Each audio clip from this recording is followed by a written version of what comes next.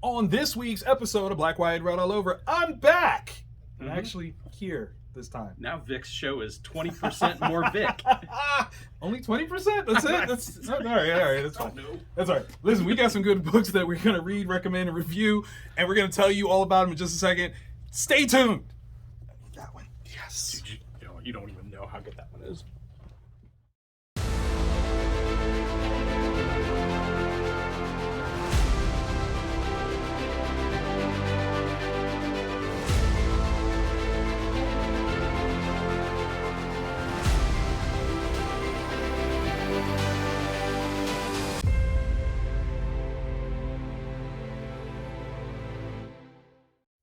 Hello and welcome to a brand new episode of Black, White, and Red All Over. I'm Victor Dandridge, the hardest working man in comics. Ryan Seymour, King of Comic Town, here in the comic. God, why? You were so good. You were so good. The comic mecca of Columbus, Ohio. Boom! I cleaned it up with you. That's how we do it. Yeah, that place. Yeah, that place. Where that Vic we shoots. It's gonna be a long-standing joke. Yeah. I'm so sorry. You guys know that Ryan is on this show too, right? That's the best part. Okay, so what we're joking about is two separate incidences with two different people. That's the part that's funny. Yeah, that's so. Like one time, I'm wearing a shirt that's like the Talking Head shirt, and someone's like, "Hey, is that the shirt for Vic's show?" Not him being on the actual shirt and the show. Yeah. It's Vic's show. Yeah, Okay. and then another dude was like, "Hey, is this the place where Vic shoots his show?" And it's like, yes. Yes. But the answer is both. It's factual. Also true, but you should get some love too. I mean, it's like your store. I'm here. Like it was his idea to even have me on this thing. So come on, get some love to Ryan. Okay, so we've got Goodreads you should read. Yes. So these are the books that if you have a little couple extra dollars going into the comic shop, these are some things we think you should go home with. Now, we will warn you, for a not super big week, Right. we somehow managed to get 6 different books for this part. Mm-hmm. So we're gonna come at you with recommendations totally off the cuff, like. And the tone, Yeah. and the audience for So all these different. books, totally different. Yeah, very, very different. So, where do you want to start? Let me start with Batman and Robin. Let's do it. Right. So this is Batman and Robin number one, mhm. DC Comics, and it is Damian as Robin for this one. Okay. What's interesting to me is it takes place. I don't know how it fully fits into the Gotham War storyline, but it is Bruce and Robin, or Bruce and Damian. Yeah. They've got their a new townhome they're living in. Okay. So that they're going to be like father and son. That's Damian's cute. going to go to like an actual school, because that's one of the things. Like, oh wait, he never went to school. He didn't. Like that. Yo, that can you? floored me. Don't try to bully Damian Wayne. I can see that going so Oh my poorly. gosh, yeah. Especially if you try. Oh, what's your daddy gonna do? You're like, it's not my dad. You gotta worry about it. Yeah. My daddy's gonna pay me to stop hurting you. Interesting sort of move here. Okay, Yeah. but it is Dawn of DC. So Yeah, it's still Dawn of DC. does that technically put it before? It's like actually references like Oh, this is why okay. we're living here is while this is going on. Interesting. So here's the crazy thing. Okay. It's really cool. So you got Joshua Williamson writing. We got Simon DeMeo on the art and color. Steve Wan's doing the lettering, and this has a compared to another Batman book that we're gonna review later in the show. This one's tone is much younger, like not like an all ages, but like a teenage. I put it as like a PG-13, PG somewhere in that range, because it's Bruce and Damian, like being father and son and trying to balance. Wow. Yeah, the art style is so cool. It is. And is Bruce smiling? he's happy. Like he's happy that he can be a father. Like he's Wow. enjoying interacting with his son. Like it is so cool. That's a different vibe. Yeah, and it's a different dynamic. Like every other Robin is Don't do that. We will talk about that actually a little bit later too. Yeah. And this one's like it's this kid. And it's just this really cool. I mean, it's full of action. I love it. The art is really inspired. The dialogue is strong. It really surprised me, especially because I read the other one first. Right. So I wasn't. Oh, so you're in a totally different Totally mindset. different headspace. Yeah. Okay. All right. But really, really cool. It's a great jumping on point. You don't need to know anything beyond Damian is Batman's son. Go. So the interesting thing to me about that is, and this only has a $5 price tag, so definitely keep that in mind. But this is a great precursor to Brave and the Bold movie. Yeah. That once strikes are over, will be in production. Yeah. So great place to jump on and really kind of see a dynamic between Batman and Robin that could be similar. I like it. Keeping the DC train going, I did Superman Lost. So good. 6 of 10. So this has been going on for a while. It's Christopher Priest, Carlos Pagulian, Paz, and Cox round out the rest of the creative team. So Superman has been on this planet that's very tricky, off the grid. He's found his way there, found a Green Lantern ring, and gave it to someone, or gave the oath to someone to restart it, who had it, right? So obviously they're like, oh, the ring is, clearly chosen this person, so they're good people. That's what we do. The cover says so much of what is to come. I won't even talk about that. What I will talk about is, again, this is the most traumatic iteration of a Superman you've ever read, okay? We're not talking about like Injustice, like, oh, he killed his wife and unborn child and he's so upset. No. This is way worse than that. This is every reason for emo Superman, because he has been gone totally for 20 years. And trying to figure out how, like, what he's been doing for this 20-year period, for him, crazy. Absolutely crazy. And the context of this planet that he's on and the way that they function and the people, tremendous. This will be a book I will warn and recommend. If you weren't already reading this, don't pick this up until it's trade time, because you need the full context of everything. If you just try to pick this one up, it's very confusing because it's totally out of continuity. There's a lot of characters that you won't see again, but there is a moment here that I just want to show you. And this is Christopher Priest writing at his finest. Yeah. So clearly there's an issue. He grabs that, and you're like, why did he grab that? Because I wonder. I know. I wonder how long Chris has been sitting on that idea of, wouldn't it be funny if Superman had to fight a blank and use his to do that? Once you read it, you'll know. That's smart. It's very smart. I was like, very funny, very funny. I enjoyed it quite a bit. It's muy good. Yes. Okay. The only reason that this book is here and not here is because it's turned into a Ryan book. Okay. Right. Sins of the Salton Sea from AWA number 4. Ed Brisson writing and C.P. Smith doing the art. So this book, for the first 2 issues, was basically these guys get hired to do a job. They're gonna knock over an armored car. Okay. They're gonna steal whatever's in it, and they're gonna take it to this place. Biggity boom. Things go horribly wrong, and when they break into the armored car, it's people. So you're like, oh man, is it like a human trafficking story? Are these people like high-end hostages for like the mafia or something? No. It is actually a story about kids that have been sent away from if you want to call it a cult, you can call it a cult. Because there actually is some supernatural existential evil that has been living in the Salton Sea that requires sacrifices to not destroy the world.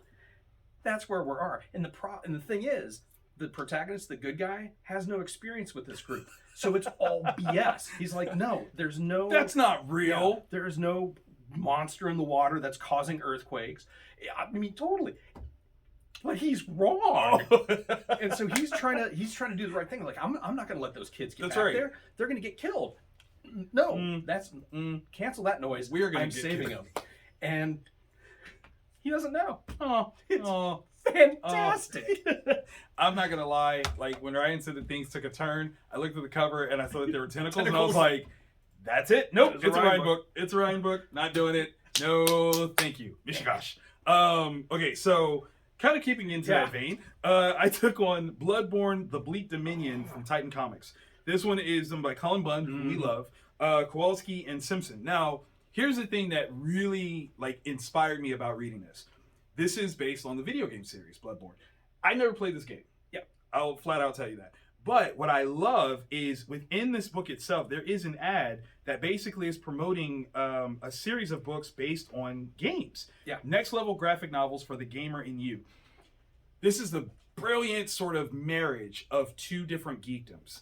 Yes, it's all geeky stuff. Without question, it is. But not all gamers read comics, and not all comic readers game. So what a great way to find some cohabitations within that. So if you are a gamer and you've ever wanted to see some extended stories or anything like that, check out a comic shop, because they might actually have beyond just the cutscenes that you might find on YouTube.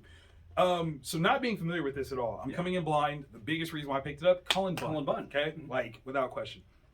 So with this, you've got this virus that's changing people into creepy monsters, very, very bad. But you immediately latch onto this one guy that wants to be a hunter so bad. He's just trying to prove himself. And he's always looked at as a little brother. Yeah. Man, I've been there. Like wanting to be the cool kid, wanting to prove that I'm capable of something, and maybe putting myself in situations that I shouldn't. Asked my mom about the time she tried to teach me how to swim. It's bad, right? Like I just jumped in. I can do this. I can do it. I can do it. She had like it was a whole thing. This is fascinating. So again, as someone who's not familiar with the game, I enjoyed this book a lot. And again, the only reason why it's on the Goodreads you should read and not higher is because the highers are so ridiculous. But this was a fun one. I enjoyed the artwork, everything about it, solid. So if you're a fan, check it out. Heck yeah. Yeah. All right. This is my follow-up. I also read issue 1 and reviewed issue 1. The Cull, number 2. Kelly Thompson, Matea De Lewis, Hassan Atsame Alua. So, Book looks good. It is freaking beautiful. Yeah. The color choices, it is crazy. So it's this group of kids. They initially in the first issue were gonna like set out to film like a film school movie. It's like super early in the morning, and you're getting pieces of like one person comes from a very bad family background. They hurt themselves, but the one thing that kind of like unites the entire group is they have a friend that went missing. One of the friends that's basically leading this filming expedition knows something funky happened. They don't know specifically what, and they find a portal to another world. And it is just this gorgeous. That's beautiful. The forests are lush. The water is this like shimmery pink color. I mean, it just looks gorgeous. And now they're in this world that they don't know. Is it a parallel world? Is it like some space in between spaces?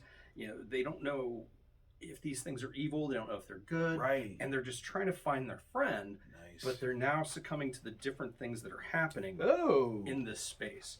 So it's like this almost, I don't know, like a, it's like a fantasy type world, but I don't. We don't know. Like it's just good fantasy. Is it bad fantasy? Right. It's beautiful. I don't trust. Like just I'm not a trusting person. So if I end up in a parallel universe, I'm automatically thinking everything is suspect. Everyone's trying to kill you. But it's this gorgeous, like kind of like the movie Oblivion.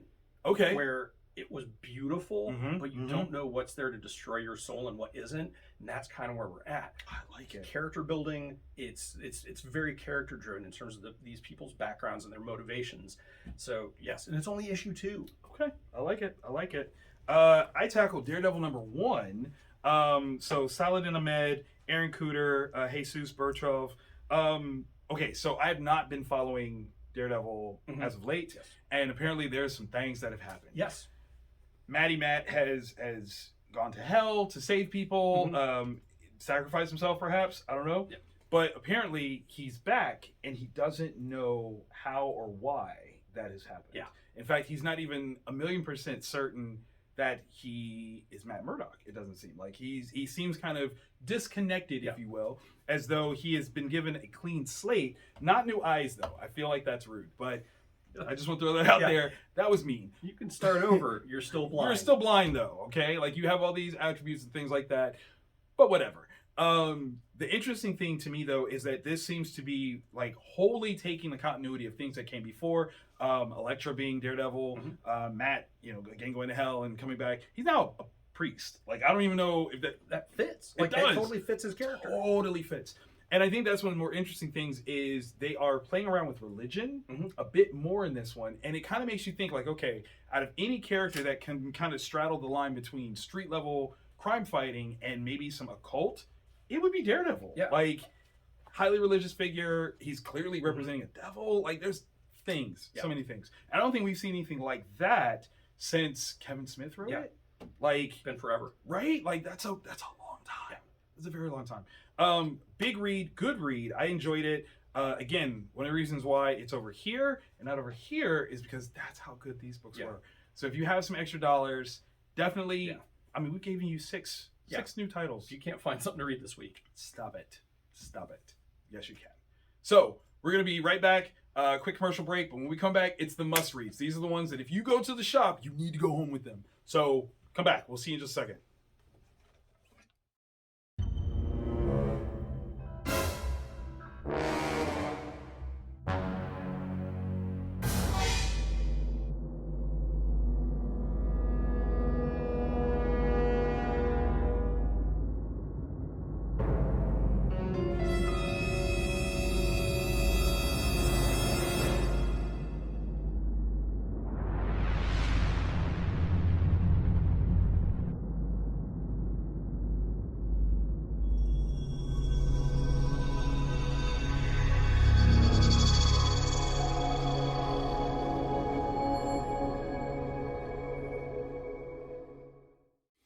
are back. Okay, so we are back with the must-reads. Yes. These are the books that are creme de la creme, the top notch.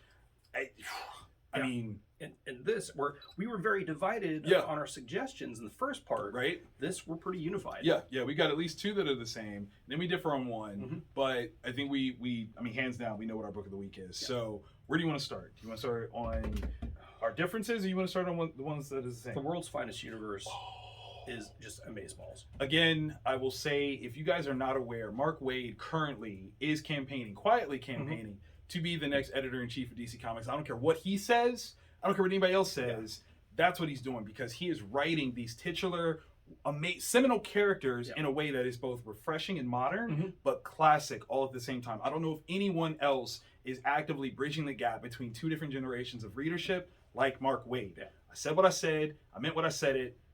Fight me. Okay, so this one we've got Mark Waid on art, or writing on art duties. We have Emanuela Lupacino, and we've got colorist Jordi Belair, who is amazing. Letters by Steve Wands. Friggin' brilliant. Okay, as you can see on the cover here, the Teen Titans go to a Comic Con. It is a Titans Con, to be specific, so they are essentially the unofficial guests of honors. No one knows that they're coming. It's a thing. Now, when you talk about relationships and how these characters interact, these are kids, clearly, but they are superheroes. And where is the line between their public celebrity persona versus who they want to be personally? Yeah. And how do they, curate those 2 things? All these different characters as sidekicks have these different experiences, and this all comes into play because there is a character that isn't there, and the reason why he's not there makes total sense when you think about it, because there's a different dynamic. And they're like, no, you don't do that because this. And they're like, oh, that makes sense, but I don't like it. And that's so good. Oh, the seeds for what the entire DC line could be are in the hands and minds of Mark Waid. Just listen to him. Just listen to him. He knows. Yeah. He knows. Just destroying it. The best so book. Good. And that's one of DC's issues, is they want to straddle multiple generations. That's how he's doing it. He is doing it. If he's sold his soul, he got a good deal. Yeah, hook me up. Yeah. Easy. All right. Speaking of souls, House of Slaughter. All right. Number 17, Tinian, Johns, De La Herrera, Kadenochi, and Segala. All right. So the House of Slaughter is the extended universe to Something is Killing Children. Other members of the various houses, what they're doing, their relationships, characters that make no appearance in Something is Killing. Now, I think you read the previous issue. Yes, I did. Which was the first appearance of a hunter. So badass! Oh, God. Yeah, dude doesn't have arms. Yeah. But he's a hunter. Yeah. It's crazy. Recognize. Okay. And he's what, at a foster care home, which is its own entire unique, the way this is being approached to these kids. How some of them are damaged, some of them aren't. The family seems really well adjusted. The parents are super nurturing, but the problem is you've got monsters afoot, and they. You said afoot. Oh my God, yeah. I thought. You can't even know that, right? And they make a couple jokes about that kind of thing in it, where how did he open that candy package? Just let it happen. And oh my gosh, just the way the personalities fit together. This kid is he is not coming from a good place spiritually or emotionally. No, awesome. Because you don't get if you join the houses, right? You already dealt with a monster. Yes, but the flashback to him and his sister. Oh no, it's horrible, but in the best way possible. Yeah, and it's just so good. If you like Something's Killing Children. And you want more, and you're not reading House of Slaughter, you've got to step up. Come on. I think the 3rd trade paperback came out last week. So it's all collectible in trades. Hit your local store, pick it up, and you will not be disappointed. Right. Yeah, no. But this isn't even a matter of closed mouth, don't get fed. They got the food here. You just got to eat. Yeah. Pick it up. Next up, we've got a new number 1. Yeah. Avengers Inc. number 1, Al Ewing, Leonard Kirk, Sinclair, and I just recently saw ads for this, so I was like, "Oh, this looks amazing!" Yeah, right. The idea, seemingly, is you have Janet Van Dyne, the Wasp, who named the Avengers. That's a very important point that she made up that name, And there's this question of who are they avenging? Like, that's such a great, like, huh, yeah, I never thought about it that way. This is a different vibe, okay? If you pick this up and are expecting, like, oh, superheroes. No. This is super grounded, slightly noir. Slightly, yeah. There's definitely that kind of vibe to it that I was bringing with the writing. Because there's a murder mystery. Right. At its core. Some things are happening, and how do I say this without spoiling anything? The characters involved have some connections, and some of them are prominent, recurring figures within the Marvel Universe. So if you are a long-term reader, you're like, oh, I know who this is, blah, blah, blah, blah, blah. There are some aspects here that create a way bigger mystery than what I think we're ready for.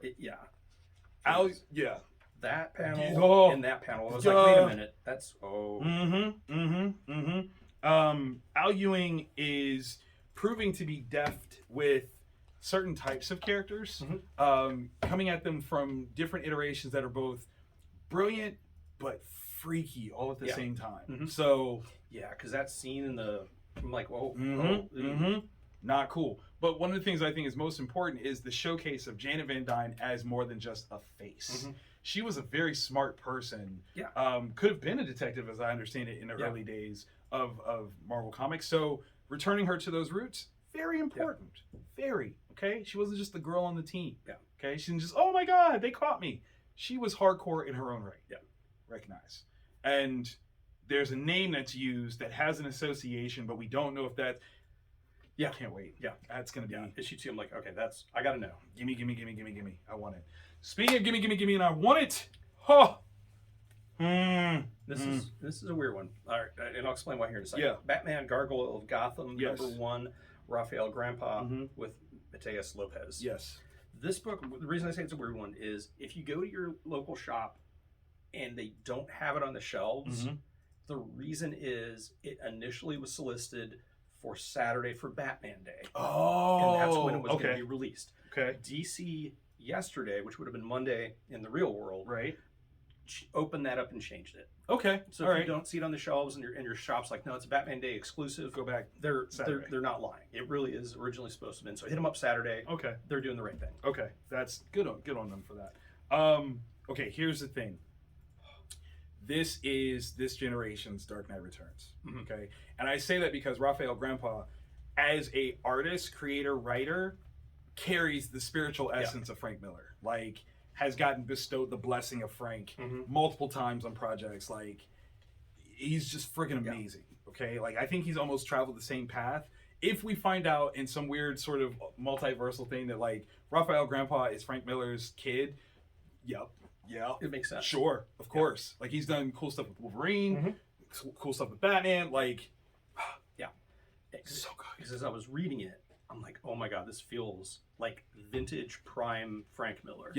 And not in like an Oasis where stealing like concepts like kind of way. Like, no, this is just voice. Interpol is the next iteration, the perfection of Joy Division. And this is what's going on with this because this is such a good reference. I shot my entire. I love it. Success for the week right there. There's some people who's like Interpol, like the cops. You're like, no, music, guys, music. You're absolutely right. The way that Raphael plays with tonality, color, and the storytelling involved, like the creating environments, is so magical. But the thing that I think I love the most is the accessibility of the style.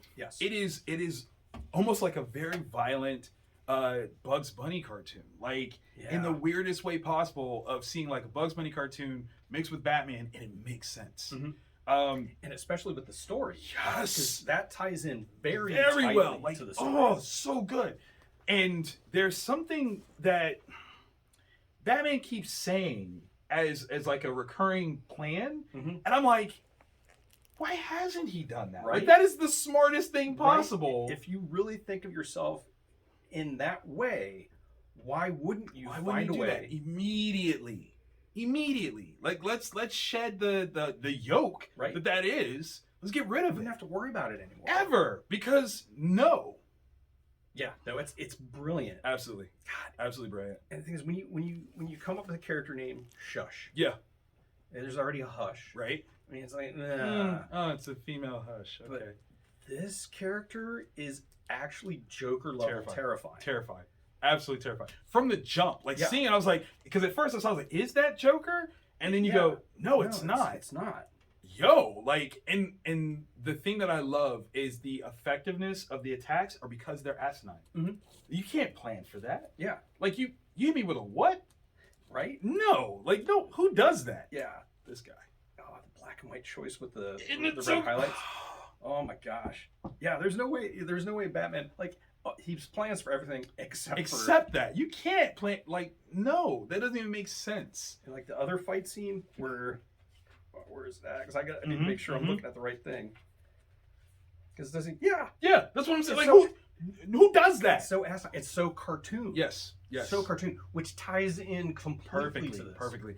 I will say that the upgrade to the Batmobile.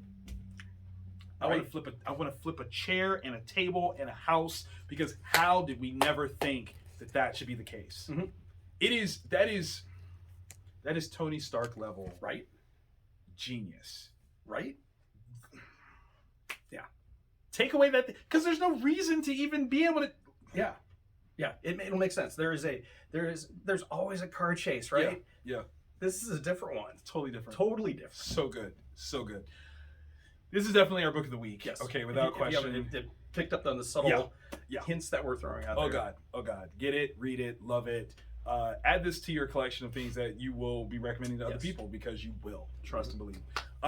Thank you guys for tuning in this far. If you enjoyed this, if you like what you saw, if you have any thoughts on what we've talked about, comment below. Tell us the things. Tell us the books that we grabbed that you loved, or the books that we didn't read that you loved. Things that we should have picked up on. We want to know, right? And if you really, really like it, click the thumbs up. Mm-hmm. Tell us that you like this episode. Share it with people. Tell everybody else too. Tag us. Yeah. There's social media information. At whatever. Down there. We do this every week. Yeah. Hit subscribe. It's easy. Yeah. You push the button. You click the bell. We're in your inbox. Mm-hmm. That sounded dirty. Yeah. I'm all for it. Mm-hmm. Mm-hmm. That's how they do it in Gotham. Mm-hmm. You like that? You want to ride with Batman? That's what you get every week. Nothing but the best. Happy Batman Day. We'll see y'all next week.